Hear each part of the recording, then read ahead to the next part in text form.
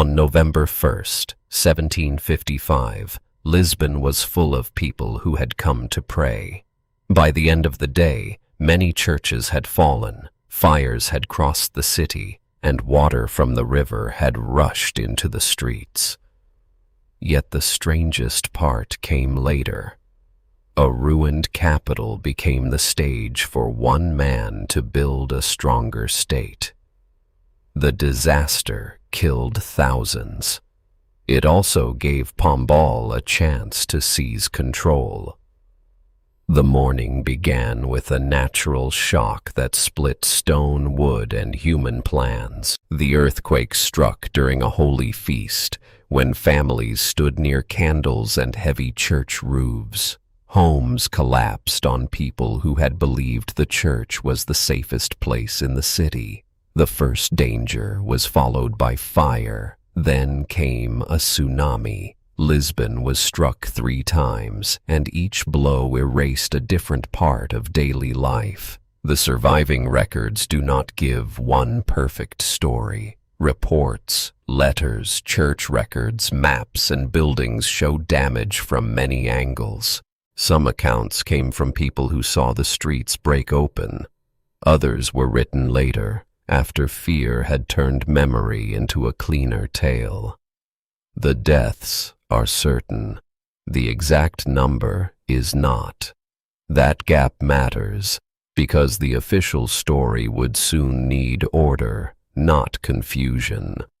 Among the people facing that confusion was Sebastião de Carvalho y Melo, a royal minister who would later be known as the Marquis of Pombal. He did not cause the earthquake, but he understood what its ruins offered. The king still ruled Portugal, yet the old machinery of power had been shaken loose. Pombal moved into that gap with a hard idea: rescue the city by commanding it. The first need was not grand design. It was bread, water, burial, and safety. Broken streets made travel slow. Ruined homes left families exposed. Bodies had to be removed, and fires had to be stopped from feeding on fallen timber. Pombal's government tried to control food supplies, limit panic, and stop looting. These acts could save lives. They could also place frightened people under strict watch. That is the first reversal in Lisbon's rebuilding. The man praised for calm action was not gentle in every choice. Emergency orders brought force into the streets. Suspected looters could be arrested. Movement could be controlled. The records support a picture of harsh order, though they do not turn every later tale into fact. Pombal's strength was real. So was the fear his methods could create.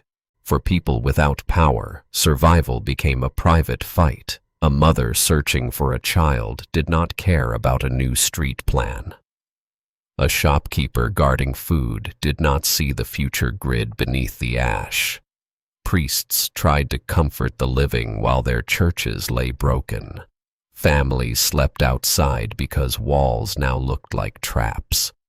The city's great political struggle was felt through hunger, cold, grief, and the dread of another collapse. The ruins also changed the map. Older Lisbon had grown through narrow, uneven streets shaped by hills, trade, and time. Pombal's reconstruction cleared much of that old pattern. New streets were laid in a regular grid. The plan made movement easier and gave officials a city that could be measured, watched, and managed. Straight lines were not only useful for traffic, they were useful for power. The new buildings carried a quiet experiment inside them. Engineers developed methods meant to help walls move during future earthquakes. Wooden structures were built within some walls, forming a flexible frame. Models were tested by troops marching near them, a rough way to imitate shaking. The method became known as the Pombaline cage. It was not magic, and it did not promise safety. It was an attempt to learn from pain. That practical spirit reached beyond the construction site. Pombal's government sent questions to priests and local officials across Portugal. They were asked what people had seen and felt during the quake. This earthquake survey gathered details about shaking, falling objects, water movement, and damage. It was one of history's first large efforts to study an earthquake across a wide area. Grief became data. The survey is powerful because it shows a new habit of mind. Instead of asking only why God had punished the city, officials also asked what happened in each place. That does not prove that faith vanished. Claims that the disaster ended belief across Portugal are interpretation, not settled fact. Many people still prayed, mourned, and rebuilt religious life, but the survey gave natural evidence a larger place in public decisions. In the court, the earthquake became more than a rescue problem. It became a struggle over who would shape Portugal after the crisis. Pombal used the emergency to weaken old church power and challenge groups that had long held influence. The reconstruction of Lisbon was tied to the reconstruction of authority. New streets, new rules, and new buildings all pointed back to the same center, the government. This is where the clean hero story begins to crack. Later memory often presents Pombal as the modern leader who stood firm while others froze. There is truth in that image. His government did clear ruins, control supplies, and push forward with a bold rebuild. But the same system used arrests and forced order. Progress and pressure lived side by side. Lisbon's new shape carried both rescue and command. The people who returned to the city met a place that was familiar and strange. The river was still there. The hills still rose above the streets. Yet old lanes had vanished, and new blocks divided land by rule. A family could rebuild a home, but not always in the form it remembered.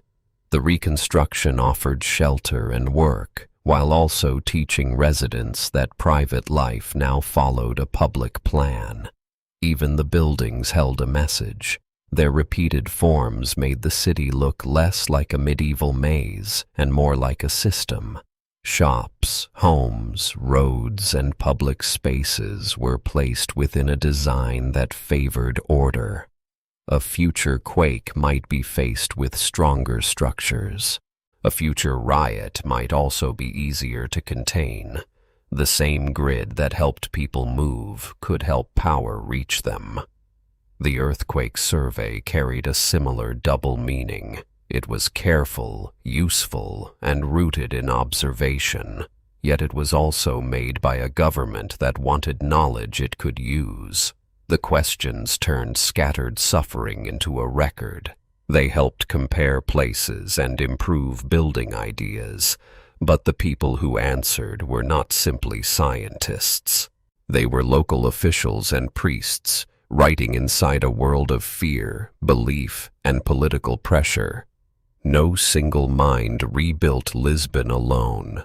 Laborers cleared stone, carpenters shaped frames, engineers tested plans, families found ways to cook, trade, and sleep among broken walls.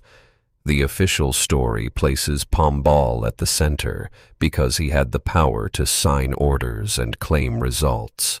The material city tells a wider truth. Reconstruction was made by thousands whose names rarely survived the maps. The disaster also changed how Europe could think about catastrophe. An earthquake was no longer only a message from heaven or a wound left to heal by itself. It could be measured, compared, and used to improve design.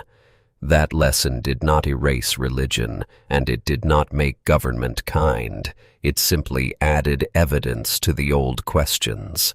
What breaks? Who suffers? Who gets to decide what comes next? Lisbon was rebuilt, but it was not restored. Restoration would have tried to bring the old city back. Pombal's plan made something different from the wreckage. It used the earthquake to clear space, impose order, and move power toward the state. The city gained stronger forms, yet lost parts of its older shape. Its survival came with a price that stone alone cannot show. The final mystery is not whether Pombal saved Lisbon. In important ways, his government did. The harder question is what kind of salvation required so much control. The evidence gives no simple answer. It shows a city rescued through emergency rule, rebuilt through shared labor, and studied through early science. Lisbon did not rise from the earthquake as a symbol of calm. It rose as proof that disaster can destroy a city and still leave power standing. If you want to uncover more forgotten history, subscribe for new stories every week.